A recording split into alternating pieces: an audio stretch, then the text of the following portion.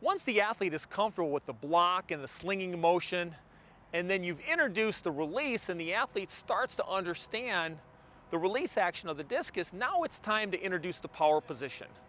The power position in the shot put and the discus are going to be very similar. The athlete is going to get the majority of their weight over the drive leg, and they're going to have that toe instep relationship with their feet about shoulder width apart. The one difference between the shot and discus is the discus is going to be held high and away from the body, so that'll change a little bit of the dynamic.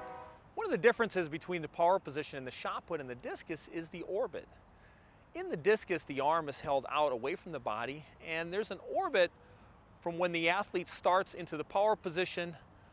The discus will start at the high point, go to a low point, and then a high point, as we'll demonstrate in a moment. And so it's important to first make sure that you master the power position before proceeding on to teaching any of the hip drills. That'll be the next part of the teaching progression.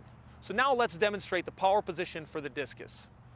Okay, when teaching your athletes the power position in the discus throw, I have a cone so you can see the idea of what the hand is doing in the orbit.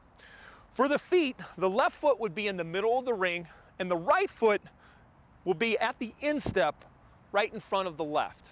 Now, what I'll do is I'll have the athlete step to approximately a little wider than shoulder width, and that'll be their base. And so the first step is just having them step back into the power position. Now, what you'll do is have the athletes turn the shoulders and set up in the power position where now they create separation between their lower body and upper body. And they should feel a little spring-like action or torque in the torso. So now what you'll do is you'll have the athlete take their left hand, put it over their right foot, and now their right hand will be held nice and high, and that's the high point of the discus. And so that'll be the power position of the discus. And then to get their foot positioning and weight properly, you'll give them the cue feet, which means they'll put their left heel on the ground and they'll be on the ball of the right foot. And this will be the power position.